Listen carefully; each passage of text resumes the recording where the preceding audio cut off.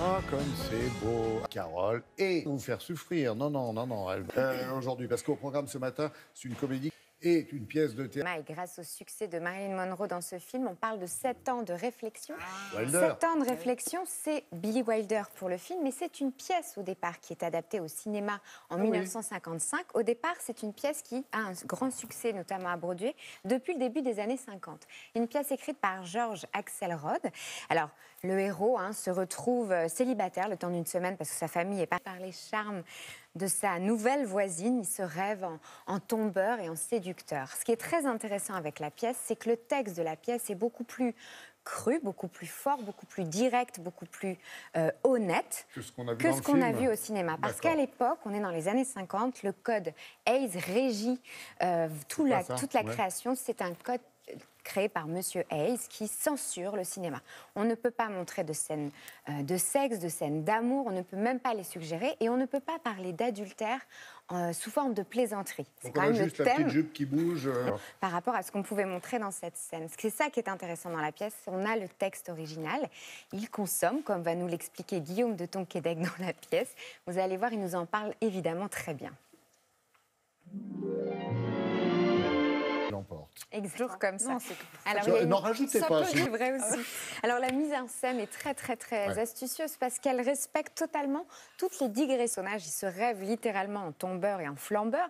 Du coup, il part toujours dans son imagination. Alors il a une voix qui lui parle, puis une autre voix qui lui parle, puis d'un seul coup il imagine sa femme en vacances qui s'adresse directement à lui. Tout ça est intégré sur une scène avec un seul décor. Donc c'est très bien fait. Il se parle à lui-même et c'est là qu'interviennent tous ces seconds rôles qui sont très bien et très justes. C'est jusqu'au 5 janvier au Théâtre des Bouffes parisiens. Merci beaucoup, Julie.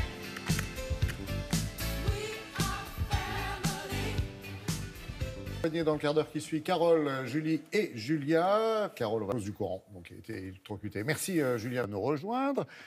Difficile de mesurer l'impact d'Internet sur l'environnement. Internet, le web, c'est Refaites-moi un la petit grimace. peu Oui. le bourreau et le sauveur. Voilà Ben ce que oui. pourrait représenter Internet pour l'environnement. Si Internet était un État, il serait le 6e plus gros pollueur de la planète. C'est ce que nous explique Brut, vous savez, ce très talent. Les 7,5 milliards d'individus sur la planète, plus de 4 milliards utilisent aujourd'hui Internet. Internet, pour fonctionner, utilise des data centers de la taille de 200 milliards d'emails envoyés chaque jour. Vous vous rendez compte ce que ça représente? Un c'est mail énorme. aujourd'hui, c'est 16 grammes de CO2 envoyés dans l'atmosphère. Juste un. La 4G serait 23 fois plus énergivore que le Wi-Fi et je ne vous parle même pas évidemment de la 5G. Et puis très nocif aussi, le numérique aujourd'hui, il l'est plus que les avions, plus que les voitures. On parlait d'écotaxes pour ces moyens de transport, qu'en est-il? Quand même. Et oui, évidemment, l'arborescence d'Internet, c'est aussi magique pour créer des mouvements, des mobilisations, lancer des initiatives. Il y a ce moteur de recherche qui s'appelle Ecosia, qui est un moteur de recherche solidaire qui va reverser. 4 youtubeurs sont aussi très influents, donc ils se servent de leur influence pour agir sous le hashtag Titrim. Et alors, une chose à savoir, c'est tous les trash tag challenge, toutes ces choses pour ramasser les objets. On partage sur Internet. Vous avez aussi des on est prêt, écologie, altruisme, climat, environnement. Tout ça, ce sont des hashtags. La liste est très longue. Agir pour le climat, éco-geste, j'aime ma planète. Et j'en passe. Beaucoup de choses, heureusement, sur la toile. Un seul mot.